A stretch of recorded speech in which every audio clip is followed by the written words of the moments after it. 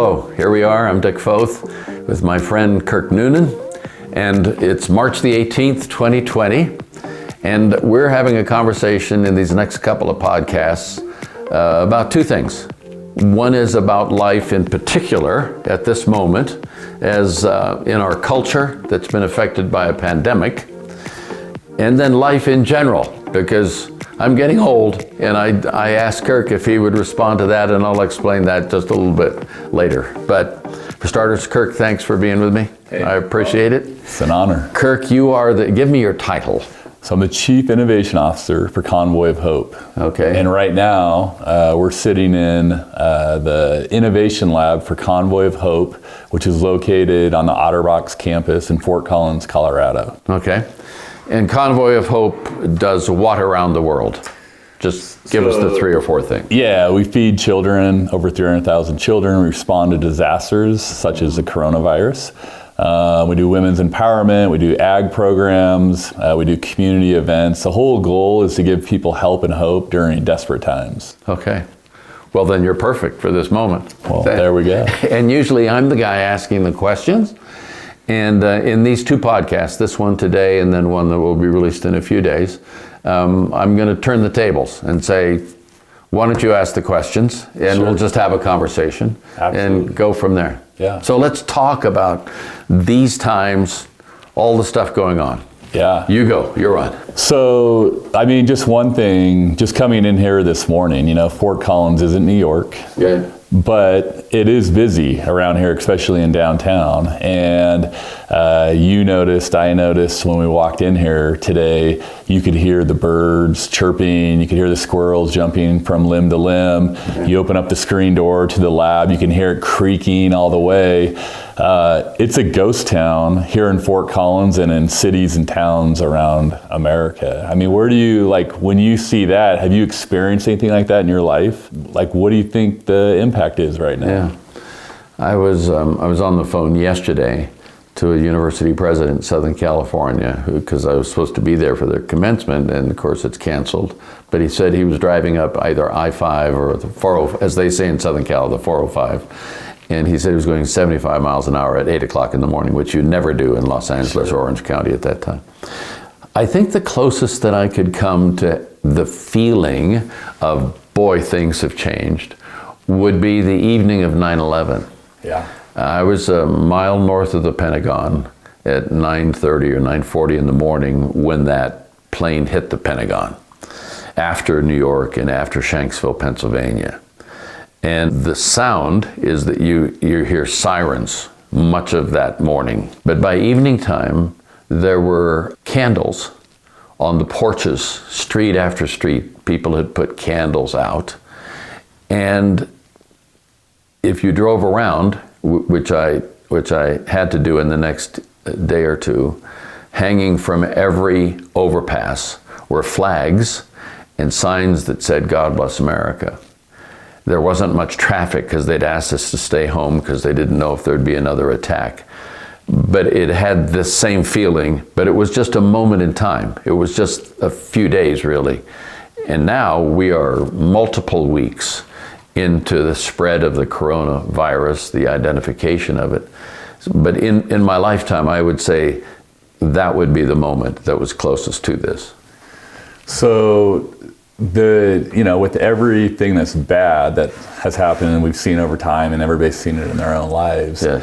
Good prevails at some point.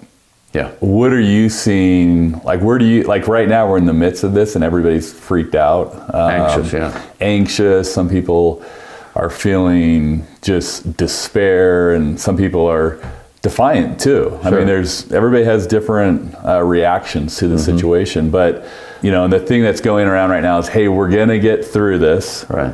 And from my experience, I think that's true. Right. But from where you sit and from what you've seen over your years here on Earth, when do you think it starts to turn? And then what good do you think is going to come out of this?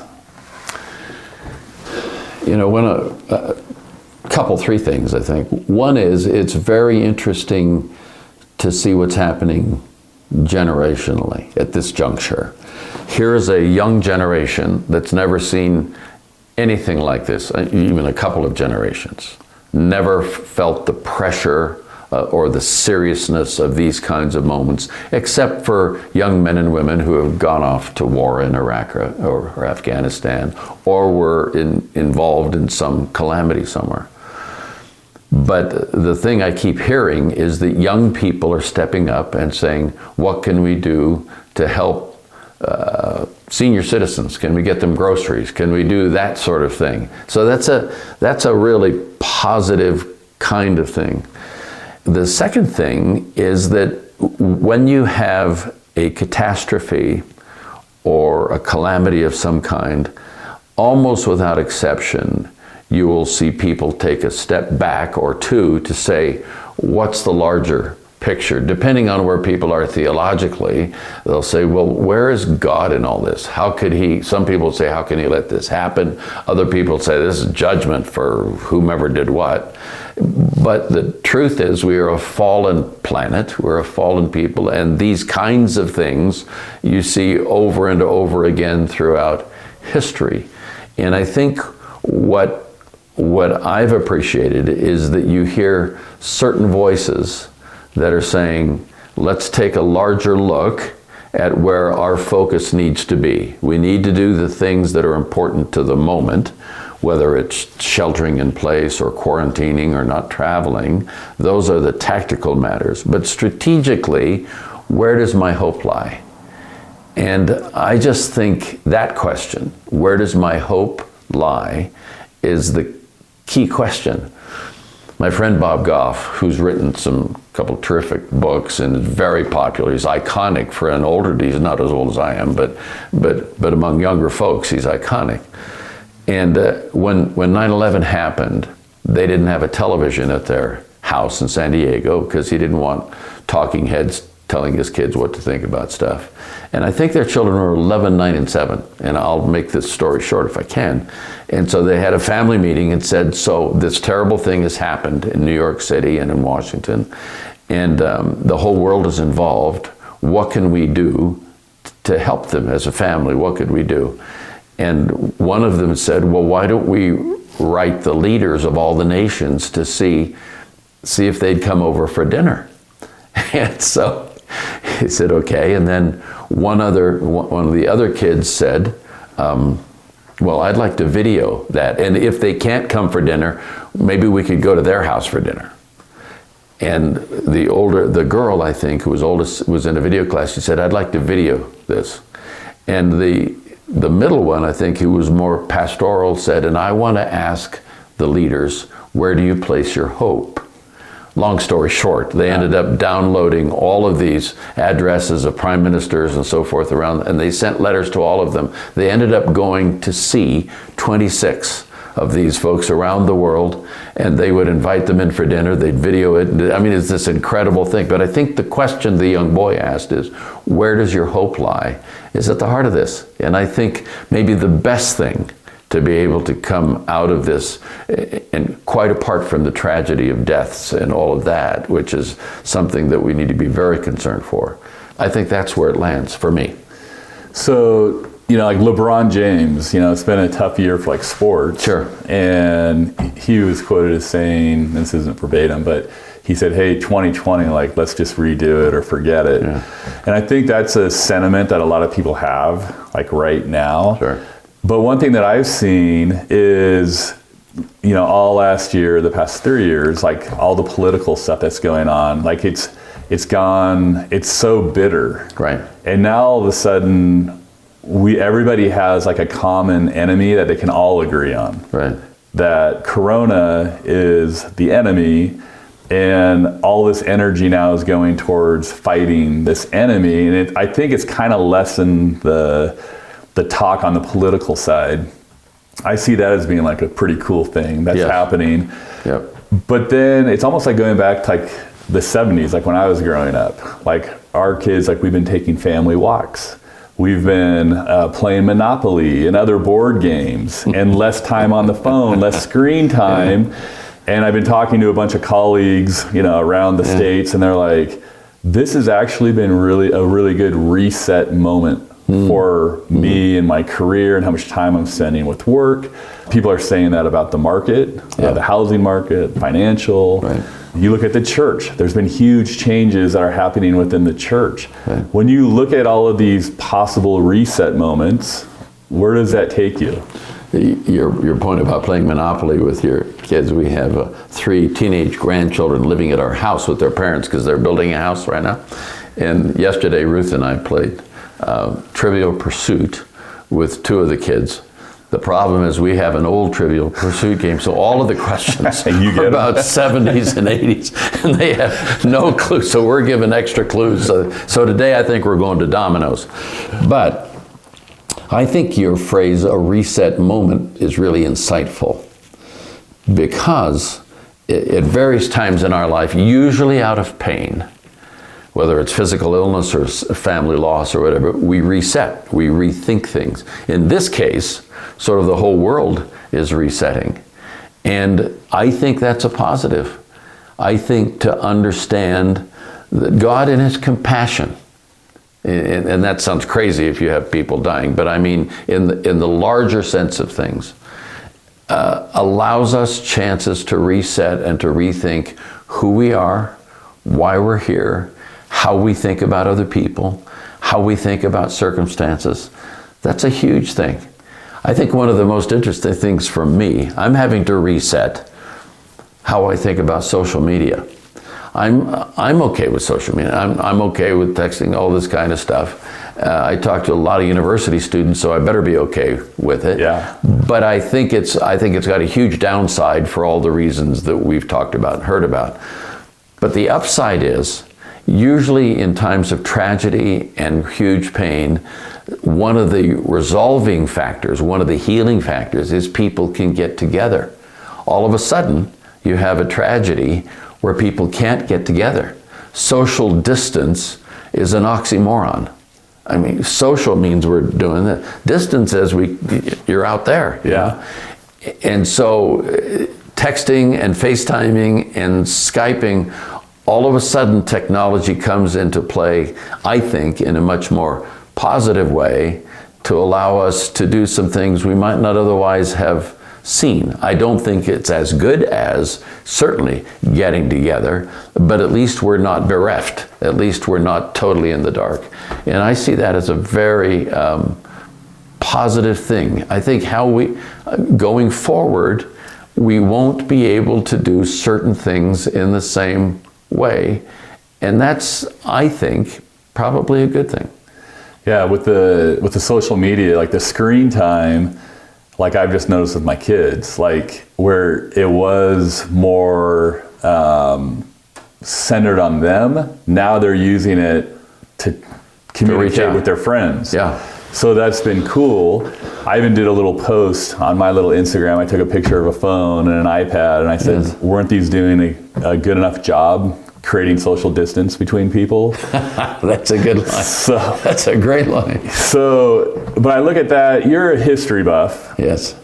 What are some things from the past that you look at and you can compare them to what's going on now and what we can learn and like maybe some lessons that from maybe an event way back when that is applicable to today and what we're going through? I had a birthday yesterday. I'm a St. Patrick's Day boy. So I was born 3 months after Pearl Harbor in March of 1942. That was the month when the Bataan Death March started. We were totally caught off guard or unprepared for what happened at Pearl Harbor back in the day. And as a nation under arms, we were totally underprepared, if you will. Because of World War I, we became pacifistic, and I understand all that, or at least I acknowledge that. And so, we were the 19th largest army in the world, and all that, right after Portugal and all of that.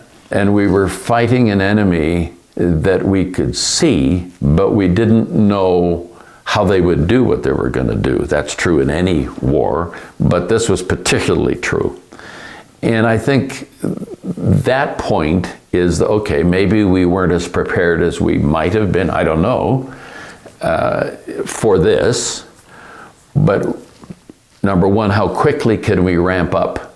Because within 2 years of that, and again, this is a metaphor, but within 2 years of my birth, if you will, we had 3 million men under arms. Within 2 years, the U.S. was out producing all of the allies, all of the Axis powers, Germany and Italy and Japan, by far, because we had the capacity and the will and all of that. So I think the metaphor for even when you're not prepared, how do you go about ramping up?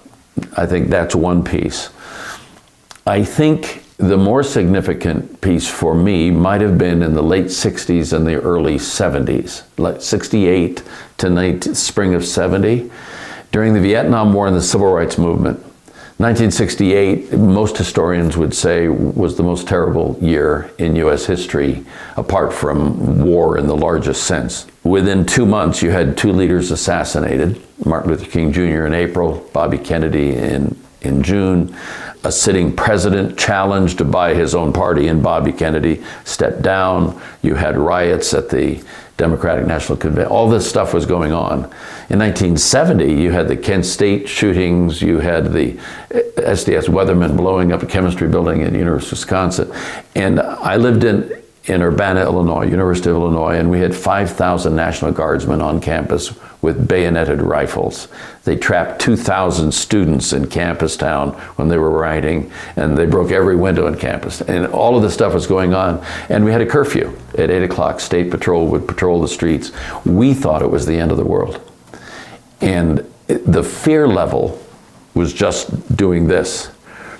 And I think the thing that speaks to me the most is, and Roosevelt said this the day after the attack on Pearl Harbor, the only thing we have to really fear is fear itself. I don't know if it's the only thing, but it's the big one.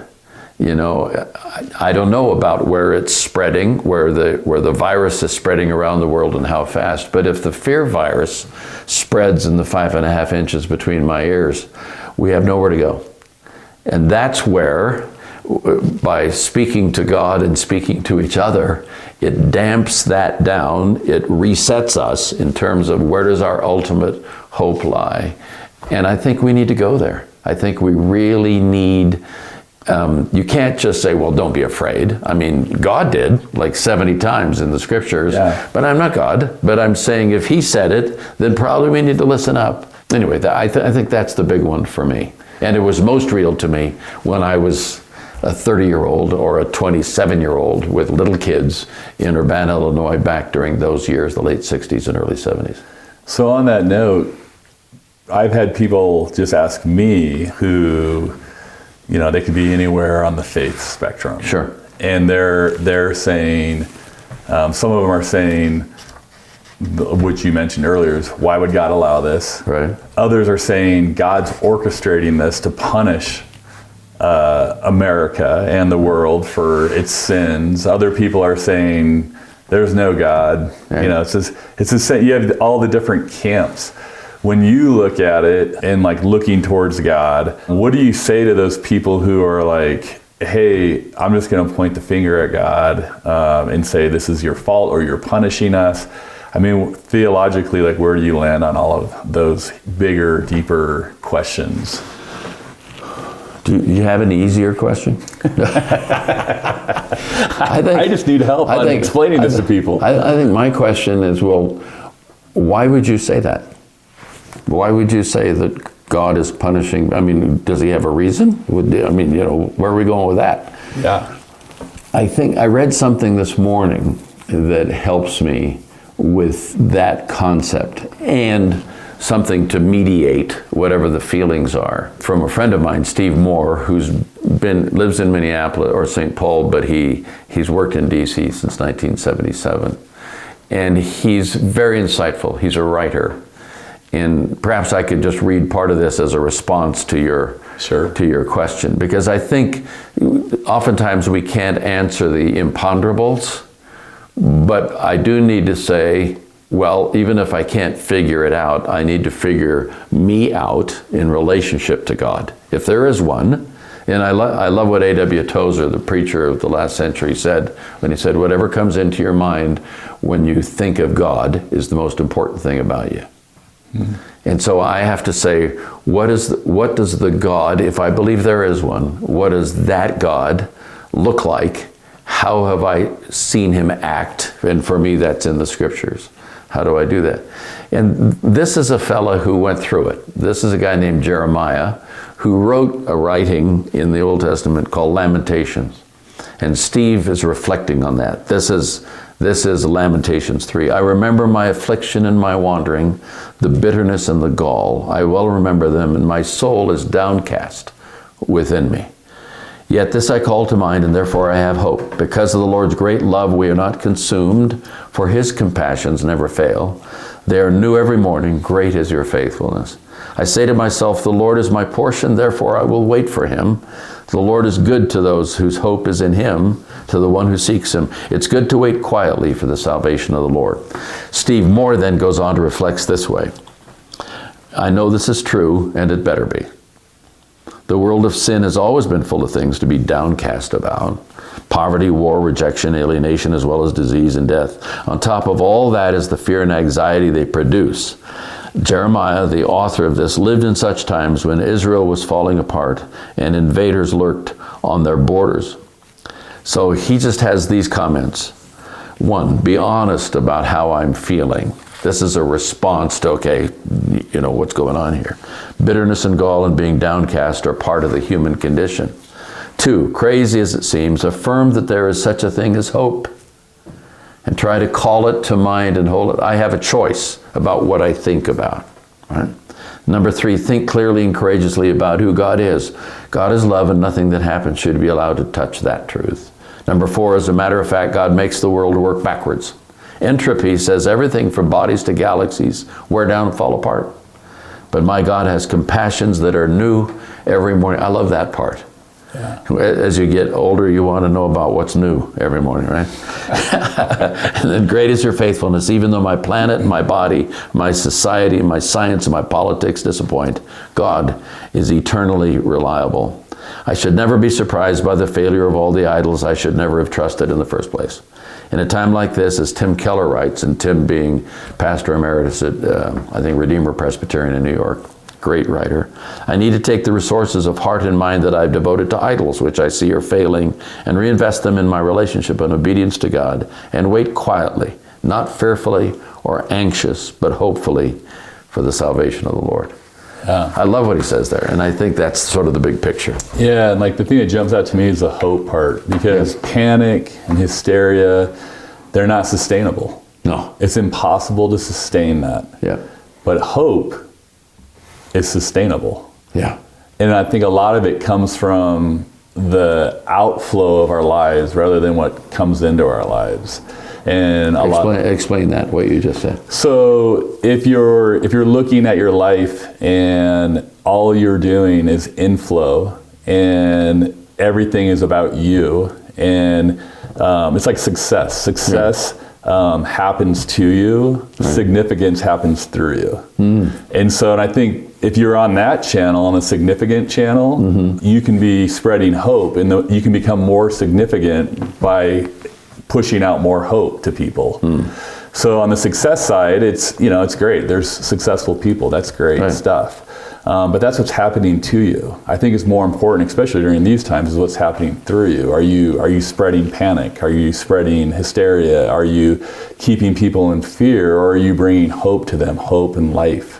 And I think that's where there's a huge difference between the two. And I'm choosing to try to live on this side. Sure. I'm like, be significant, give hope. Convoy of Hope, we're trying to do the same thing. Sure. We're getting trucks ready to send them out to churches all throughout the nation to where they can start serving their communities. Sure. You mentioned your friends at your church who are the young kids. People. The millennials are looking for ways to help the seniors. And the Gen Zs and whatever those gens are. Yeah. So I guess in closing, like, what would be like your inspirational end, bringing this thing in for a landing? What would be like the words of wisdom and your grandfatherly voice that would just really get people pumped up and go, hey, I can go to bed tonight and sleep and know that tomorrow is a new day and I'm looking forward to the new day? Well, I think you're not a grandpa, but you had that voice right there. There we go.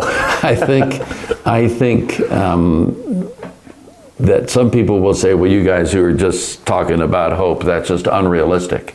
And what I would say is that if there's a real God, and then hope is real. That's the most real thing there is going. Because everything we see around us is going up in smoke at some point. It's just this body's going to fall off. The planet's going to go. We know that. We already heard it said by Steve Moore. But I think the words of Paul in Philippians, the last chapter, capture it, because he gives a plan for how to make sure you have hope. And this is his plan. This is a letter to a people in a town, and the town is no longer there in Macedonia, northern Greece. It's the town of Philippi. And this is what he says: rejoice in the Lord always. I'll say it again, rejoice. Let your gentleness be evident to all. The Lord is near. And I would take that in two ways. One, he's near, he's present, but his coming is near as well. Do not be anxious about anything. Insert whatever you want. Don't be anxious about relationships. Don't be anxious about coronavirus. Don't be anxious. But in every situation, by prayer and petition, with thanksgiving, present your request to God, and the peace of God, which transcends all understanding, goes beyond all logic, will guard your hearts and your minds in Christ Jesus. He's sitting in prison. He's got guards right there. I'm thinking, if you present your petitions to God, the peace of God, which transcends all understanding, he's looking at guys with spears and swords, will guard your hearts and your minds in Christ Jesus. That universe in the 5.5 inches between my ears. That's the big one. Yeah. Thank you, Kirk, for being with me. Thanks for doing this podcast. Hey, thanks so much. It was great to talk. It's good to be together even when we're 6 feet apart. That's right. Social distancing. Keep it up.